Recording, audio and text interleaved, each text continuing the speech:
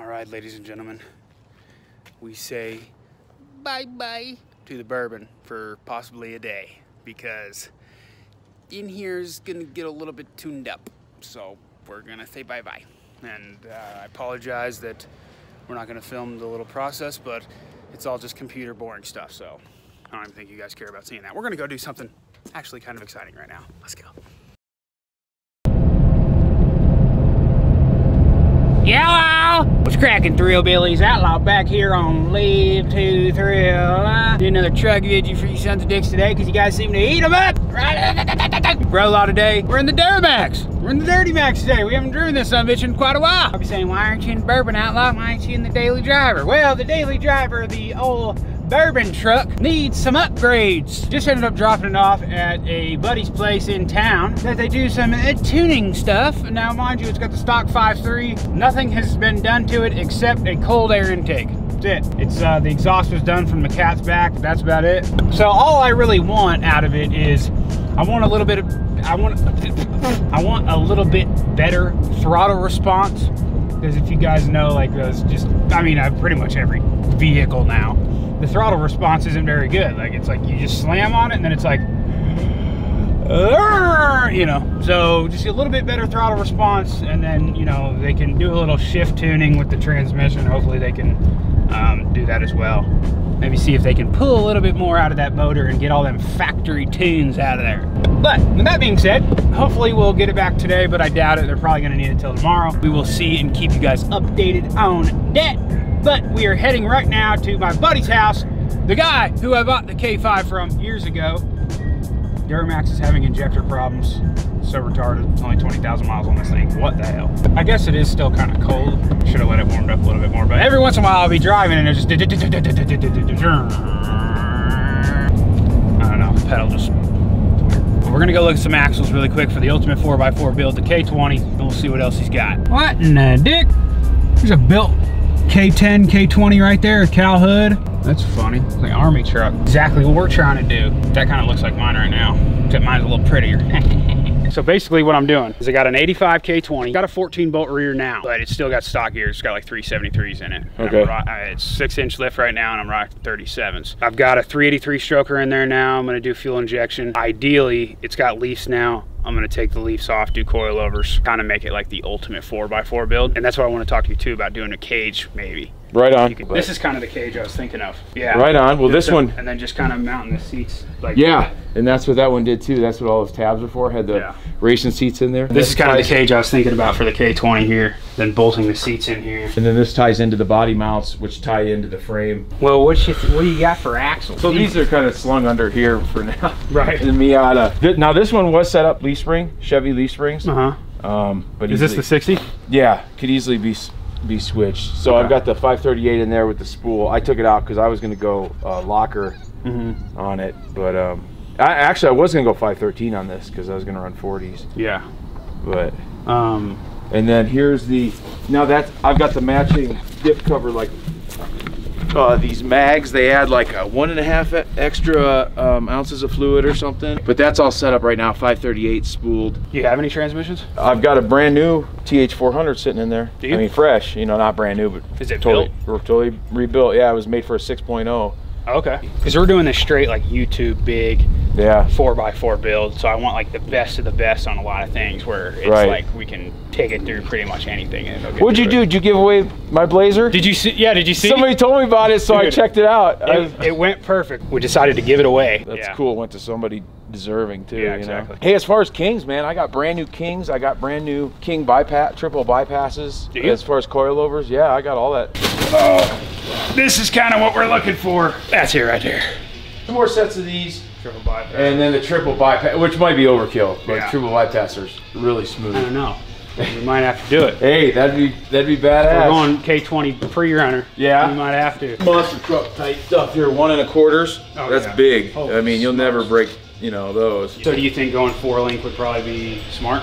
Yeah. I mean, if you want to make like the ultimate truck, that's the way to do it. For sure. Yeah. Dude, Baja Billy, the freaking man. And the coolness factor, man. Yeah, exactly. You'll be riding around on 4 Lynx and Kings and. Oh yeah. Yeah, there's the TH400, freshly rebuilt. Had a few of the hop-ups done to it, like the sun gear. What's the torque converter in it? It's like a 2200. That's brand new too, that torque converter. Sweet. And then. You want to sell it? Yeah, I'd sell it. But I'm thinking about going on that. I would. It's a lot better control. Well, I'll take it off your hands if you don't mind. Right on. As far as axles, that 60 would work in my truck. Yeah, that's the same exact. Like if your truck was a K30, that's what would have come under it. That exact same axle. I think maybe I'll do that. Maybe I'll get that 60 off of you and then keep my 14, tear them both down. Well, the 60's already torn down, right? Yeah, that thing's ready to. Does it have disc on it? Yeah. Okay. Do that, and then I'll order all the gears and everything, and then I guess the cage. And this is just a demo cross truck, so we race these out at CNS at National Speedway. Right. And it's all, you do off-road racing, but you can still hit each other. It's legal to totally hit each other. Cool. So it's a blast. And then here's my other, this is kind of my faster one, even though it looks like a grocery getter. And then what I do is I do a rocker bar down along the frame. I tie that into the frame. Okay. And then I tie the cage straight into the rocker bar. Strong as hell. You could roll this thing multiple times and never have an issue. I kind of like the fitment of that, where you can still get in and out with ease. Yeah. But at least having some protection. Let me show you this Dodge. This is a single cab cage. I launched this one like 47 feet. There was this tabletop, and none of the UTV guys would hit it. They were scared of hitting it. So here I come along and I nailed it, and I overjumped the landing. Dude. And yeah, it just folded that frame. So here's the body mounts. So they should be sitting up, you know. It totally tucked it 90 degrees. How did that feel? I sent it. I had bruises. I had bruises like this for like a week. Oh my god. Yeah. Cage held up great, but here's kind of what I did on this one. Was there's my seat mounts. Yep. This one I didn't do door bars because this class really we weren't hitting each other or anything. But yeah, this is simple. This is like this is what I was thinking. Yeah, just basic. So if you roll it, you're still safe. Right. And you still got a center bar, and you got your back bar, which ties into your belts. And do you tie it into the frame? Yeah. Yeah, I like this. Cool. Maybe just fabbing up a handle. That's about it. Right on. Sweet. Well, yeah, I appreciate it. Sounds good, man. Good to see you again. Yes, sir. You pretty much got my whole build here, man. Yeah, hey, that'd be cool. Dude, that turned out better than I thought. That's freaking cool, man. He's literally got everything that I need for my build. So what I'm gonna do is I'm gonna keep my 14 bolt rear that I have in the K20 right now. I'll take that 60 off of him, that Dana 60 front, and then we'll just rebuild the carrier and everything inside, put the air lockers in, and then fit them in there. He's got the freaking coilovers and everything already. We can fit that in there. He's got the dang newly built Turbo 400 transmission. He's got the transfer case, the 205 with the same spline. Dude, literally like everything's perfect. He's already got everything, and he's gonna do the cage for me. So what we're gonna do is I'm gonna take it to him and have him do the cage up. He said it'd take him a couple days, and then we'll get the seats and everything in there, and that's when we'll start working with everything underneath. Dude. Ahoy, mateys! What's cracking?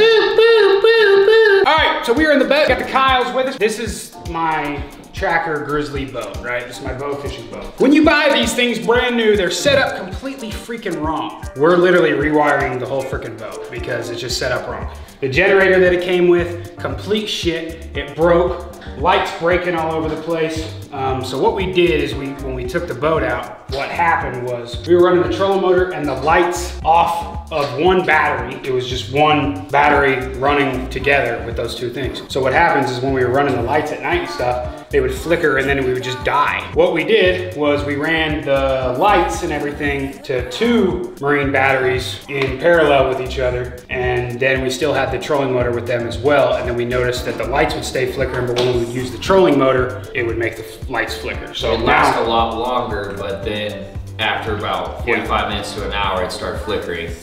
Right. So we're trying to eliminate that issue. So now what we're doing is we're leaving the lights to the 2 batteries in the back, and then I got 2 new batteries here, and we're rewiring the trolling motor by itself to those 2 under this guy here. Basically what we did was we took those batteries out, located where the terminals were. We're running the conduit now under here, and we're gonna drill a hole through this little access panel, wire it up to those batteries, and then we've got our Power Max converter, which you're gonna need to run with our new Honda generator. We can run them both off the same generator, but My buddy was telling me down in Mississippi who does this same system, he runs them off 2 different generators. Obviously you gotta spend another 900 bucks to get another generator. But he said it's not bad because the generators are super quiet and you'll be good to go for literally ever if you want to. We'll decide on that, but that's what we're doing. Let's get to it. So what I wanna do, what I think we ought to do at least, is test fit how everything's gonna fit in here with the batteries and everything else and where we want to exactly have it.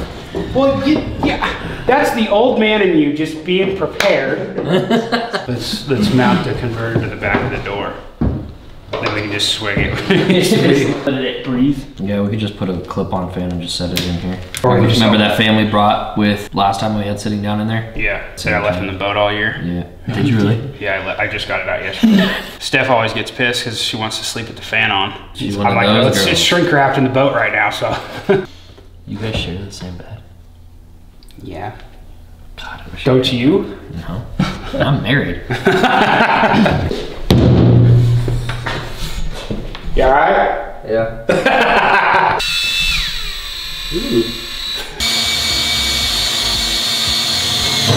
And why I want to do this is just so we can get our exact spots correctly there. Let's take a look inside here. Oh yeah, that is sick. Beautiful. Now we have room for the batteries right here, and we are good to go. Got it. Important thing to do if you're ever going to do this is, like Kyle did with this green tape, is mark your cable so you know which one's positive and what's negative, so you don't forget to electrocute yourself. They don't sell a red cable that we could get at our local store, so yeah, make do with what we have. In the hole.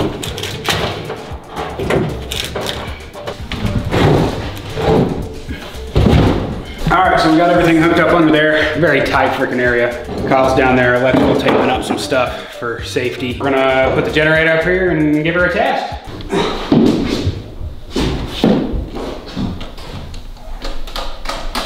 Converter lights on.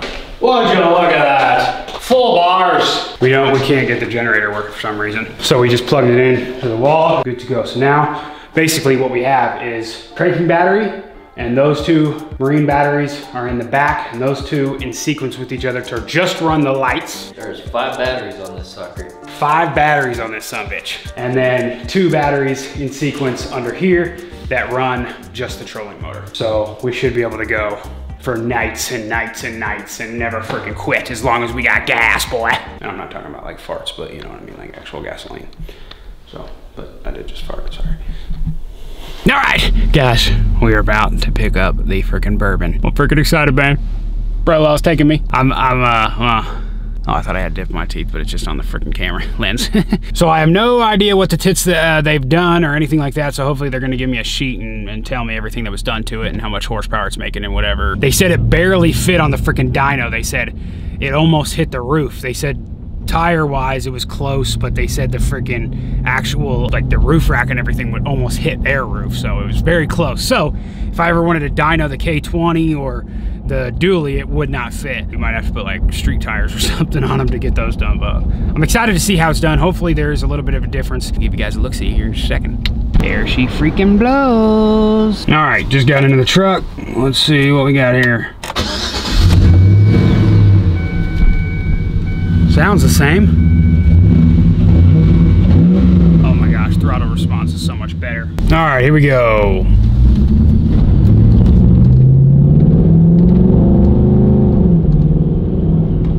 So just that in itself, the transmission shifting, everything like that, a lot smoother than it was. The throttle response is a lot better. Didn't really get much more horsepower out of it. I think it said altogether max power at a certain RPM. I'll show you guys this whenever I get back and I'm not freaking driving, but before it was 239 and now it's 251. And then max torque was 272 and now it's 274. You can see on this graph, which we're about to freaking, I'll just show you when I get home. It's kind of dangerous. Throttle response is a lot better. The transmission shifting and everything like that is a lot better. It used to be where it was like way out of alignment. As you can see on this graph here, the green is what it used to be. So like this little, it's very shaky and stuff like that.